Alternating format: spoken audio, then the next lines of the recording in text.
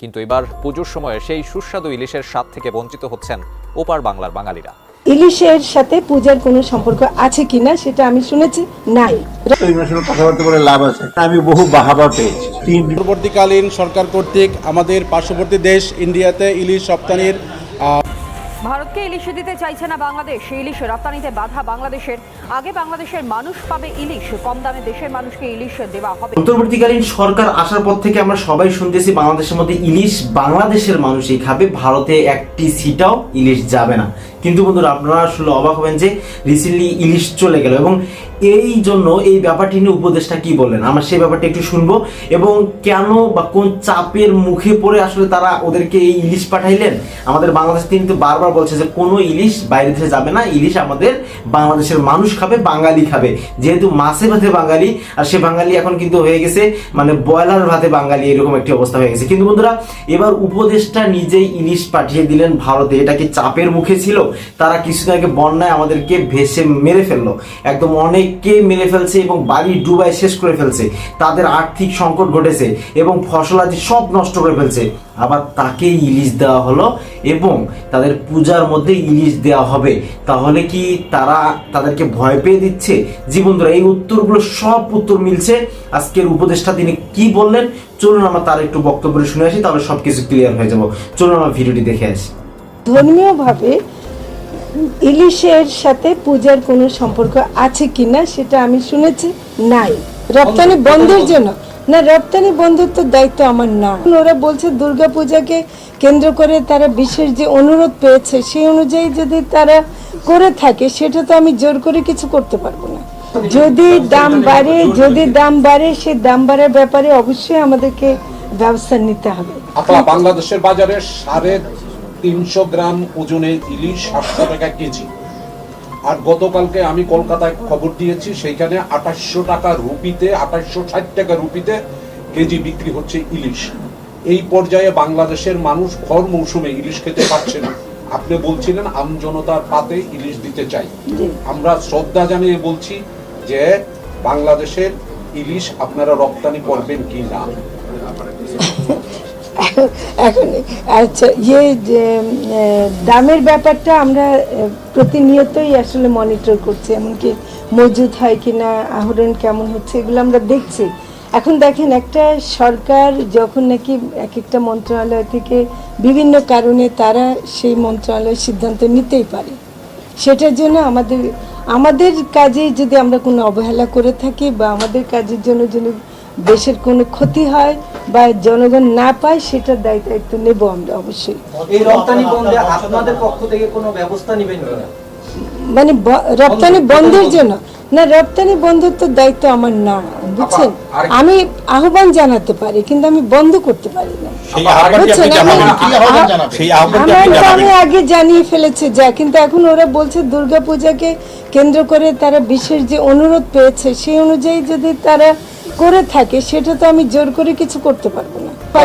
এখানে একটা ব্যাপার হলো, বাংলাদেশে কিন্তু কলকাতার চেয়ে বেশি, পশ্চিমবঙ্গের চেয়ে বেশি পুজো হয়। 33,000 অধিক মণ্ডপে বাংলাদেশে পুজো হয়, সেই পরিমাণ পুজো কিন্তু পশ্চিমবঙ্গে হয় না। অথচ বাংলাদেশে কেজি এটা আপনারা বাণিজ্য মন্ত্রণালয়কে গিয়ে বলেন, দয়া করে আপনারা বাণিজ্য মন্ত্রণালয়ের সাথে কথা বলেন। এটা মৎস্য কিন্তু শোনেন, মাছ আমার, কিন্তু মাছ আমাদের অন্যান্য পণ্য যেগুলি রপ্তানি হয় সেগুলো কি সব বাণিজ্য মন্ত্রণালয় উৎপাদন করে? ওগুলো তো বিভিন্ন মন্ত্রণালয়ের অধীনে থাকে, কিন্তু রপ্তানি আমদানির সিদ্ধান্ত বাণিজ্য মন্ত্রণালয় নেয়ার অধিকার তো তাদের আছে, এবং তারা সেই সেই সেই বিশেষ প্রেক্ষিত আর একটা কথা পরিষ্কার করি, পূজার সাথে আমি আমাদের যারা হিন্দু ভাই বোনরা আছেন তাদের সাথেও কথা বলতে দেখেছি, ধর্মীয়ভাবে ইলিশের সাথে পূজার কোনো সম্পর্ক আছে কিনা সেটা আমি শুনেছি নাই। কাজে এটা আমরা যেমন ভালো খাবার খাই, সে ভালো খাবার খাওয়ার একটা অংশ হিসেবে তারা নিতে চাচ্ছে, কিন্তু পূজার সাথে এটার কোনো সম্পর্ক নাই। তো এটা পরিষ্কার করা দরকার। অনেক সময় মনে হবে যে আমরা খুব নিষ্ঠুরভাবে একটা ধর্মীয় অনুষ্ঠানকে ক্ষতিগ্রস্ত করছে, তা কিন্তু না। আপনারা দয়া করে বাণিজ্য মন্ত্রণালয়ের সাথে কথা বলেন, তারা নিশ্চয়ই বিশেষ একটি মানে অনুরোধের প্রেক্ষিতে করেছেন, সেই অনুরোধটাকে আমরা মানে খণ্ডন করব, সেটা আমরা করতে চাই। 3,000 না আরো বেশি, 3,800 মেট্রিক টন, কিন্তু দিতে পারেনি। ওটা হলো যে দিতে পারেনি, দিয়েছে মাত্র 1,000, বুঝছেন। এবার বরং ভারতকে ইলিশ দিতে চাইছে না বাংলাদেশ, ইলিশ রপ্তানিতে বাধা বাংলাদেশের। আগে বাংলাদেশের মানুষ পাবে ইলিশ, কম দামে দেশের মানুষকে ইলিশ দেওয়া হবে, অর্থাৎ কম দামে দেশের মানুষ ইলিশ পাবে, এমনটাই মন্তব্য বাংলাদেশের মৎস্য ও প্রাণী সম্পদ উপদেষ্টার। আরও একবার জানাই যে পদ্মার ইলিশের দিকে গোটা বাংলার মানুষ, গোটা ভারতের মানুষও তাকিয়ে থাকতো।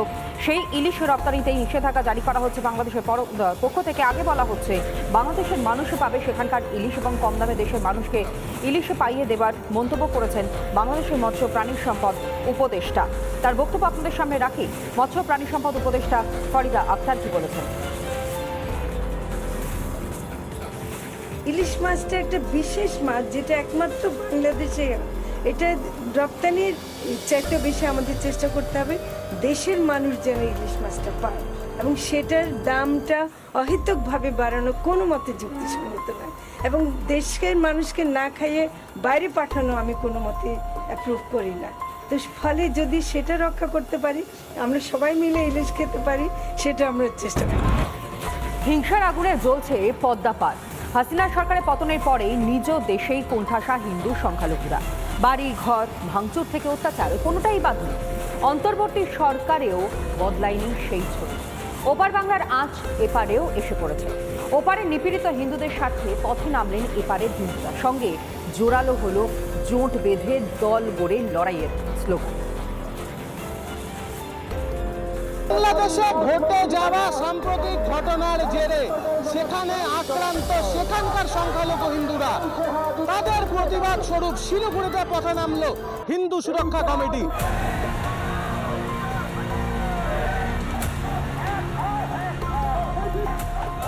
বাংলাদেশে সংখ্যালঘু হিন্দুদের নির্যাতনের প্রতিবাদ, শিলিগুড়ির পথে গর্জন হিন্দু সুরক্ষা মঞ্চের।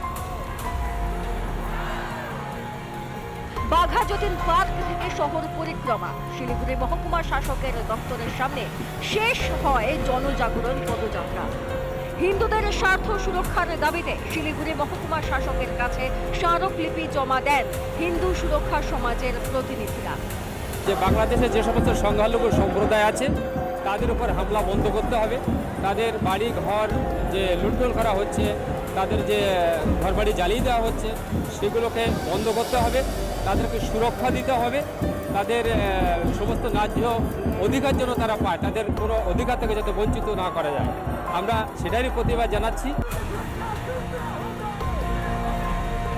মিছিল থেকে বিশ্বের সমস্ত হিন্দুদের এক হওয়ার বার্তা দিলেন ভারত সেবাশ্রমের মহারাজ। এখানকার আমি হিন্দুদের জন্য বলছি, সমস্ত হিন্দুদের পক্ষে আমি বলছি ভারতবর্ষে, যে আমাদের এই রাজনীতি ভুলে সমস্ত হিন্দু এক হতে হবে। যে আমরা বলতেছি সমস্ত হিন্দু এক হও যদি তুমি বাঁচতে চাও, সমস্ত হিন্দু এক হও যদি তুমি বাঁচতে চাও। উত্তর থেকে দক্ষিণ সর্বত্রই আছড়ে পড়েছে প্রতিবাদের ঢেউ। বাংলাদেশ জুড়ে বেলাগাম হিন্দু বিরোধী সন্ত্রাস, তারই প্রতিবাদে ধিক্কার মিছিল পূর্ব বর্ধমানে। রাজনীতির রঙকে দূরে সরিয়ে বাংলাদেশে হিন্দু নিপীড়ন বন্ধের। দর্শক, আগে টনে টনে ইলিশ পাঠাইতে নেই পূজার সময়, সেটা হচ্ছে ফ্রিতে শেখ হাসিনা। কিন্তু বন্ধুরা, বর্তমান উপদেষ্টারা তারা এক্সপোর্ট করছেন সেখানে। কিন্তু বাংলাদেশের মধ্যে কিন্তু একটা ব্যাপার আছে, যে আমাদের মরিচ বলেন, পেঁয়াজ বলেন, এটাও কিন্তু আসতে হবে। তো শুধুমাত্র ইলিশ খাইলেই তো হবে না, তাদেরকে কিছুটা দিতে হবে, সেটা বাংলাদেশ থেকে। এই জন্য আসলে পাঠাইছেন, এরকম কিছু বক্তব্য আমাদের মাঝে আসছে। সন্ধিবাস, আচ্ছা, এই বাংলাদেশ থেকে যে ইলিশ পাঠাই দিলেন, আর এই ব্যাপারটি নিয়ে আপনাদের মন্তব্য কি? আসলে এটা কি উচিত করছেন নাকি তারা ভুল করছেন? এটা অবশ্যই আপনাদের কর্মচারী দিন। আজকে এই পর্যন্তই।